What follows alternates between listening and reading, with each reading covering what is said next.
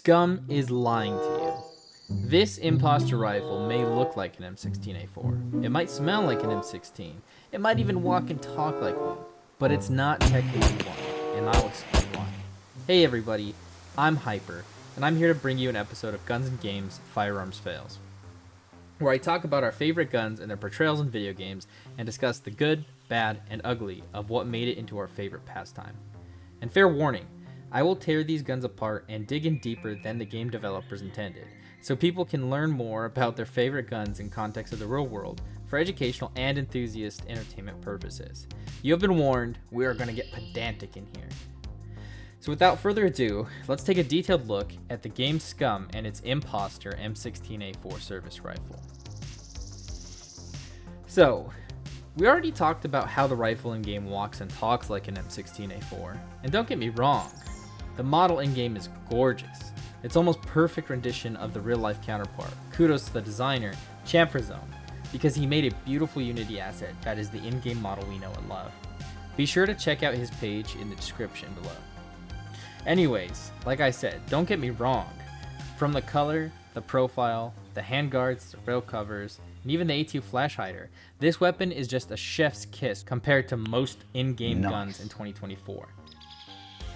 But even though it's a near carbon copy, we can't surely decide if this truly is an M16A4 until we define what an M16A4 is.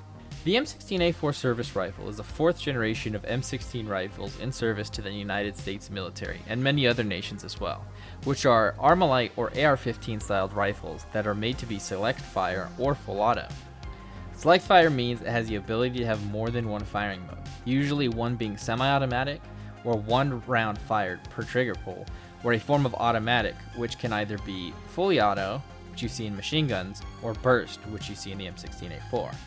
These are legally and unconstitutionally defined as anything other than that, and full auto or burst are considered to be NFA and illegal to own personally in the United States.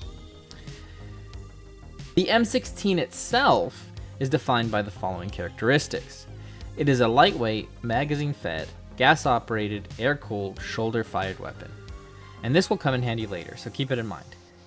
It is easily ID'd by its removable carry handle, sturdy A-frame style gas block and front sight combo, and its rifle-length quad rail guards with included covers, a proper 20-inch combat rifle barrel, and a nice A2 stock. In the modern day, most US M16A4s are outfitted with combat optics like the RCO for the Marine Corps and the ACOG for the Army.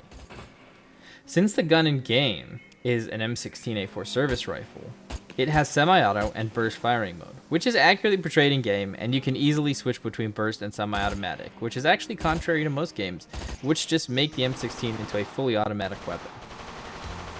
So good on Game Pirates for getting that part right.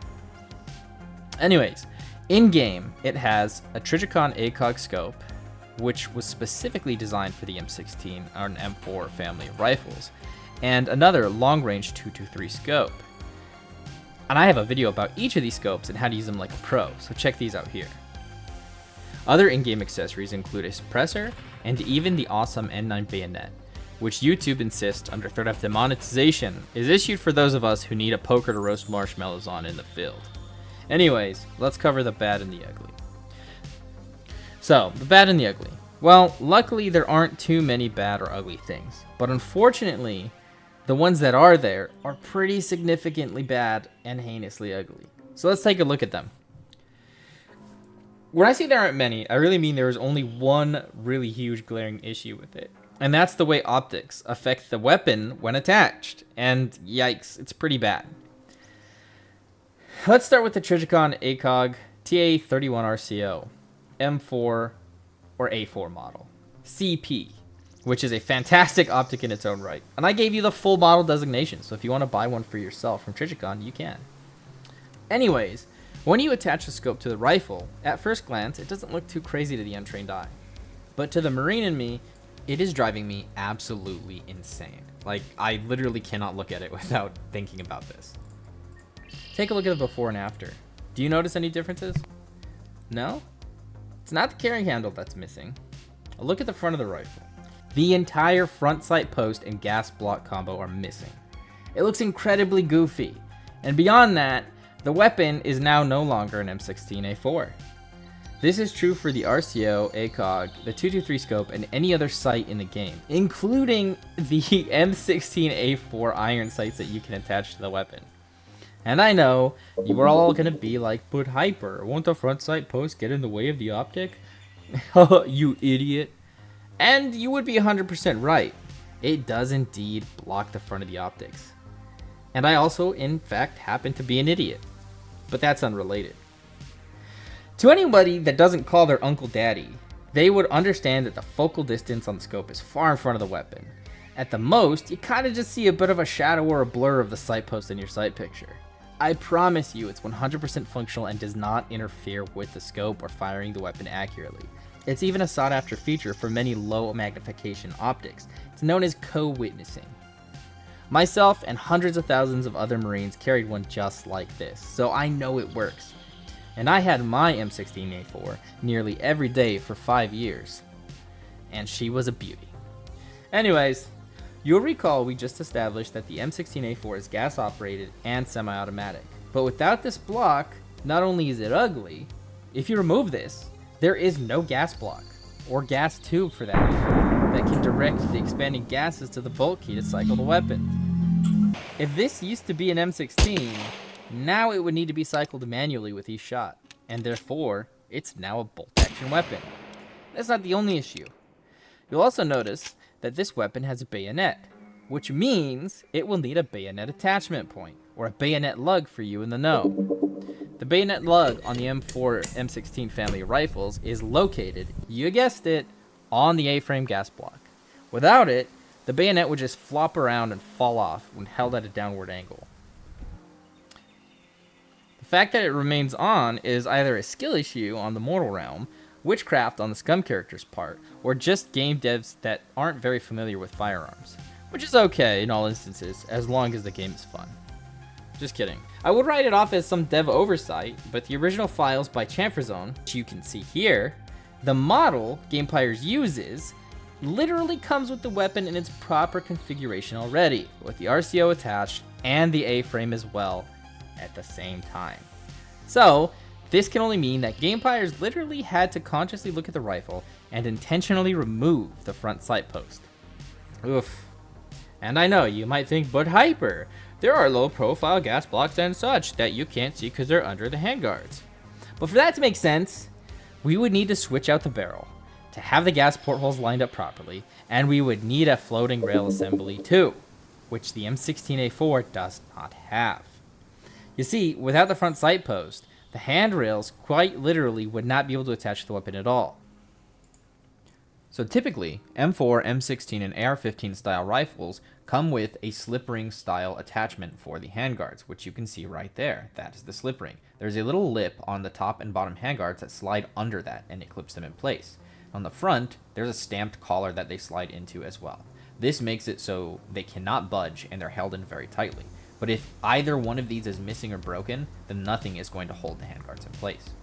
Not to mention, the front sight post is part of the M16A4 service rifle, so without it, it would just be some other lame AR-15 kit trash like the British KS-1. And no, I'm not sorry for that 1 kilometer bottle of people. Maybe win a war next time.